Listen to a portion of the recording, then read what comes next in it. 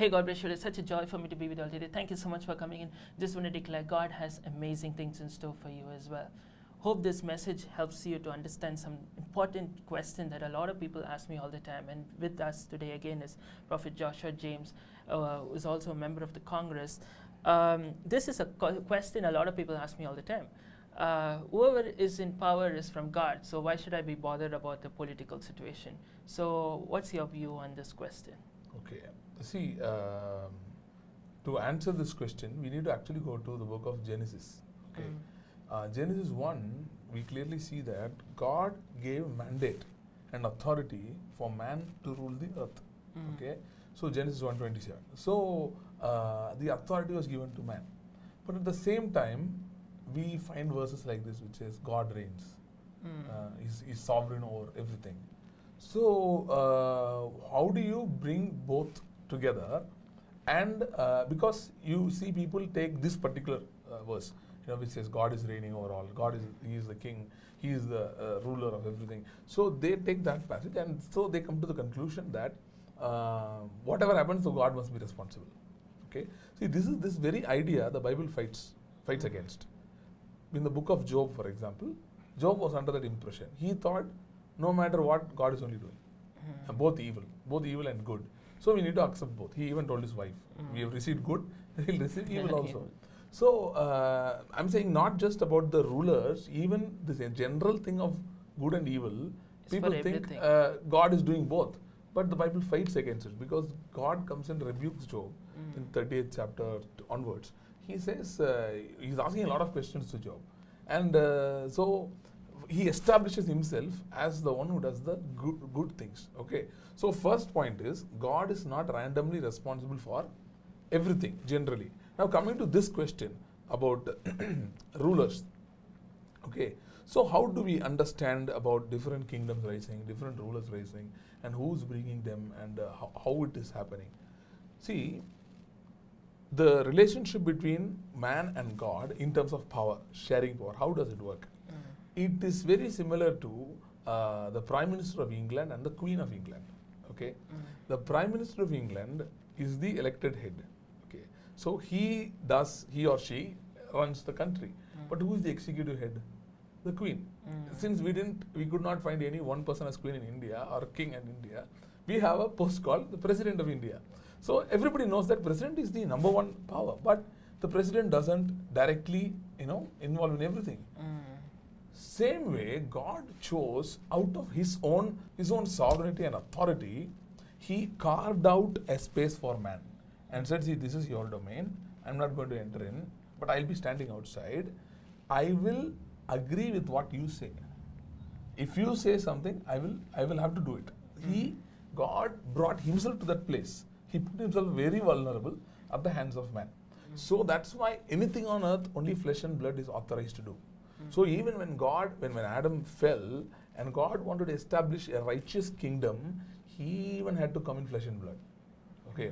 So that being the case, what we understand is, the passage where the devil comes and talks to Jesus and says, all these things have been given to me. And He says, I am raising whomever I want to raise. So what was He saying?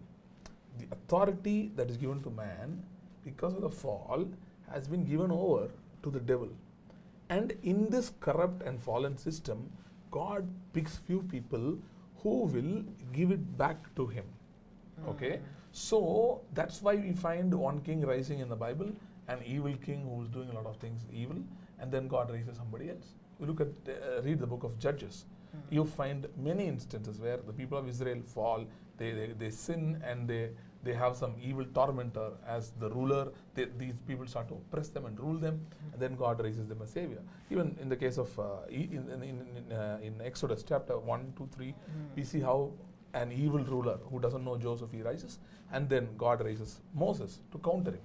So what we should understand is the devil is, whether you like it or not, whether you want it or not, the devil has his own people, and he is always trying to rise his people. So I feel sometimes when the church enters into a slumber, when the church feels everything is fine, cool, and they don't take their place of authority. See, Christ is the head. See, Christ is also in flesh and blood. Okay, so He is the head. He is the king right now. So he is already ruling. If you read the book of Revelation, you find Jesus is not just the soon coming king, he is already reigning king. He is already reigning. So he is having the absolute power. So when the church is not aligning with him, with his purposes, and when it's not working, church is busy with other things and they lose, okay, the focus. What happens is the void always is there and the devil brings up people, okay. So if you're going to complain like Job, or not complain, if you're going to have a view like Job and say anything he's going to do, then we'll have Job's results only. What results he had, we'll have. So this is where discernment comes into play.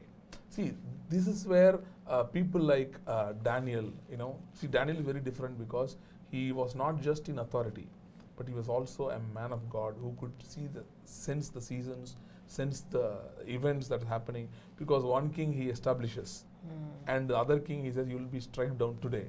So look at the clarity here. He is not going some blind rule. Okay, everybody we should support or everybody we should oppose. So he has a very clear. See, all were Gentile kings. Some he opposed, some he stood with. Okay, some helped the building of the kingdom, some wanted to destroy the kingdom. So he was very clear, he was discerning, and he was standing with the right people. And these Daniels of God, he raises them now and then in different times in history. They rise up and they can only fight and bring down the evil government, evil things that are propped up by the devil. So you should be aware that there is an active demonic kingdom. See, still devil is totally put to rest or put down completely. He is destroyed completely. These kind of things will keep happening. That's why the Bible says we should be aware, we should be watchful in prayer, we should be watchful of what is going on around. So we need to rise like sensitive people who are sensitive to what's happening in the spiritual, not just what God is doing, also what the devil is doing. Just I want to say something here. In 2007, there was a prophetess in Tamil Nadu who prophesied that 7 years there will be prosperity, things will be good, and in 14 there will be a time of a negative time will come where the prosperity will be gone, like how the Joseph story, 7 years of fertile produce and then 7 years of famine. Same thing she said in 2007. I remember I didn't go to that meeting. My mom went to the meeting and came and told, see, somebody told like that. I believe she's spiritually aware. She was spiritually aware. God is showing her something. And you know what I told? I told my mother, see, this cannot happen. I was just looking at the current political scenario and I thought it's impossible to have such kind of a government or something that will be oppressive. I said it's impossible. It's never going to happen. But 2012, when things started to change, first thing I remembered was that prophecy. I realized, oh my God, this lady was right. So what I would say is, one, we need people who are spiritually aware, and two, we need people who will pray, who will seek God's guidance and wisdom to handle these tough times. See, one thing that we can always be assured of is, because of the cross, because of what Jesus died on the cross, we always have hope. Because Jesus died not just to take some people to heaven. That's not the idea. He died to restore things. So we are walking towards restoration of all things. So I would say, with this hope, if we start praying, start asking God's help, I'm sure we'll be able to not just differentiate, but also act accordingly. So I hope this question was answered in the best way possible, because many times I see people come to me and say, whoever is in power is from God, and then they quote all the scriptures according to that. But we as Christians have a responsibility as well. If you really care about the people who need to be saved, we need to also care about who are the ones ruling, so that the policies and everything will frame in the way that will help. But use everything for God and see how God can use it for the extension of His kingdom.